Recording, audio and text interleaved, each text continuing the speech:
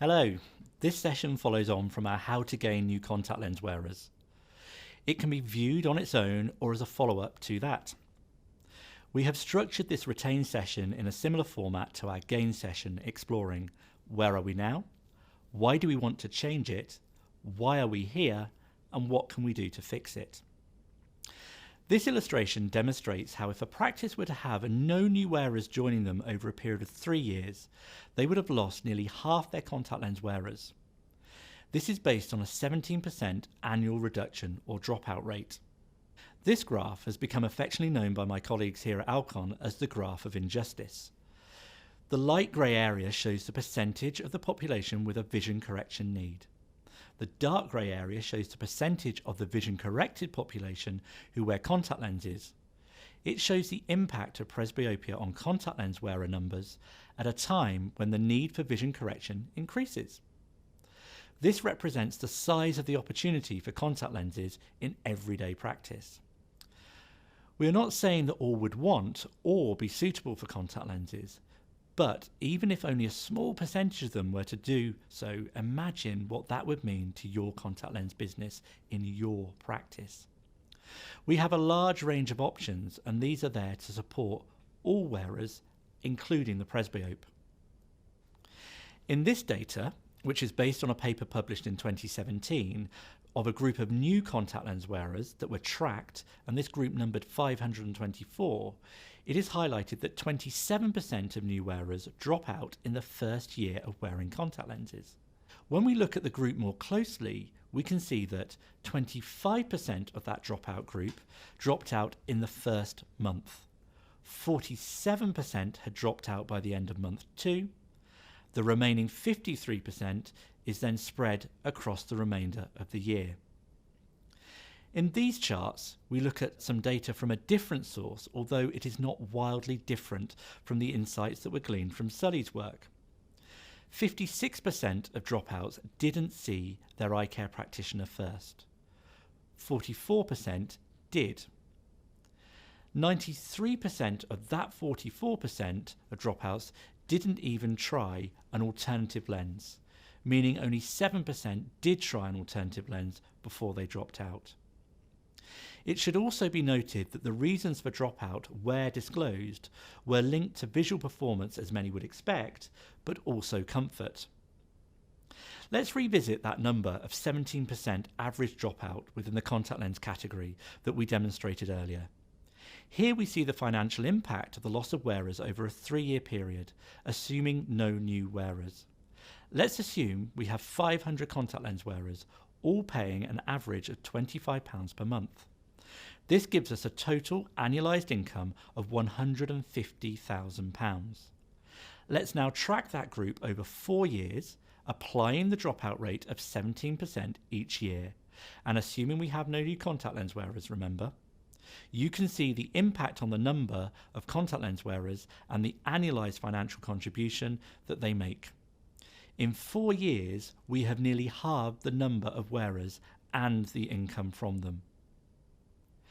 If a practice were to lose one full-time wearer paying £33 per month every week over a 48-week cumulative period, it amounts to a reduction in revenue of over £10,000. It's not all doom and gloom though, as a study has shown that over 40% of previous wearers have expressed an interest in trying them again. With the advances in technology, there may be an opportunity to re-engage these people. Work from Mark Ritson, at the time from the London Business School, confirmed what we all know to be true, that from a financial perspective, contact lens wearers are more profitable than spectacle-only wearers. Although a single spectacle transaction is likely to be more attractive in the short term, a spectacle and contact lens wearer delivers more revenue and profit long term. We previously covered some of the advantages of contact lenses and why they are a good idea in our Gain session. It is worth reminding ourselves just what a lapsed wearer could be missing out on. Occupational reasons. For instance, someone who has to wear a crash helmet or ear defenders. Comfort. Many spectacle wearers, even with well-fitting glasses, are troubled with pressure marks where their glasses come in contact with their nose. Contact lenses can offer some respite from this. Where there is a reasonable difference in the prescription between the two eyes, anisometropia, contact lenses may provide a more visually comfortable solution. We know that children can be involved with many different activities, both in and out of school, and having the option of contact lenses can be a great advantage to them for sport and social use. Other advantages are that contact lenses don't steam up when moving from cold to warm environments and offer a stable vision correction when engaging in all kinds of different activities. What reasons do you think cause dropout? Here are some of the more common reasons. I would suggest that you talk about these reasons with your colleagues and think through ways in which you can help patients be able to discuss these with you before considering dropping out of contact lenses. Remember the insight earlier that 56% of dropouts do so without speaking to their eye care practitioner or practice first. This slide shows the main causes for dropout. You will notice that comfort and vision issues contribute to over 50% of dropout. Are your patients in the most comfortable lenses and the best for their visual requirements? We mentioned earlier that the average dropout per year was 17%. Do you know the dropout rate in your practice and how much it impacts your business? Why don't you take a note to investigate this and understand how you are doing today? With this information, you can then measure at a later date how you've been able to reduce this dropout rate. Maybe even set yourself a target of how much you want to reduce the dropout rate and by when. By proactively managing our patient expectations and keeping them informed of the latest technology advances, we can turn a potential dropout situation into an updating a product, resulting in retaining a happy patient who is wearing a product that fulfills their needs. Do you remember how many new wearers drop out in the first month of being a contact lens wearer? It was 25% of the group who drop out in the first year, which was just under 1/3 of all new wearers.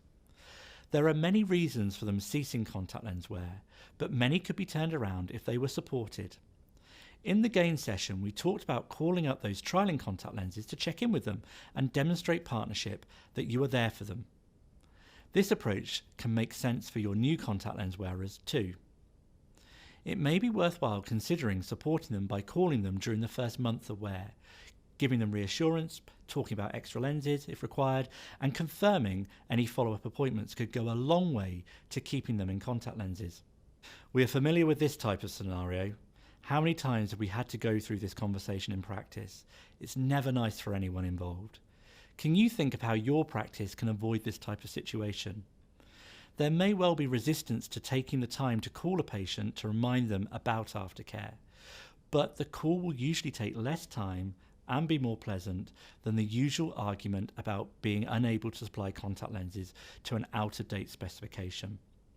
For pay-as-you-go daily disposable customers, it may be something as simple as writing or applying a sticker on the contact lens box advising of the date of their prescription or specification expiry.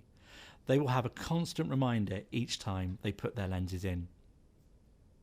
We want our customers to be thrilled about the benefits of contact lenses for them. Careful questioning during consultations can help us uncover some of the challenges that they may be facing.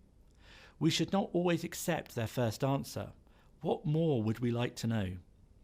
By changing from a question that asks, how are you getting on with your lenses, to, so you wear your lenses for work, then you remove them.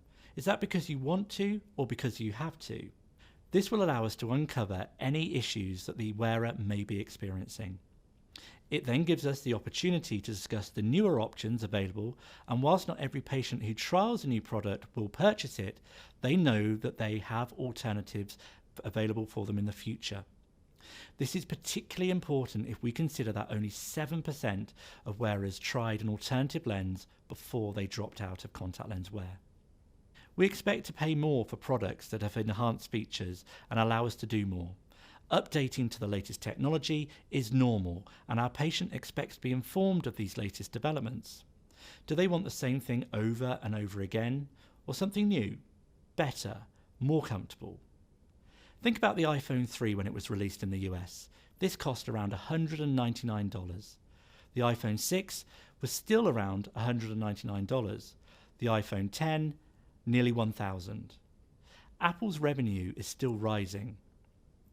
Now, when you go into a mobile phone shop at the end of your contract, which might be 1 year, 18 months, 2 years, which actually is very similar to the contract periods for contact lens wearers, you expect to be offered the latest products. You expect your future experience in this area of technology will be better. Why would a contact lens wearer expect anything different? When you go to the optician for your checkup, what do you expect? Same or something new, something better? In conclusion, let's consider how we grow following the model on the screen. What is our goal? How are we going to measure it? How are we going to do it? What are we going to do? And when are we going to do it by? Thank you for your attention, and please do not hesitate to speak to us here at Alcon regarding the different ways we can support you in retaining more wearers. This training has been brought to you by the Alcon Experience Academy.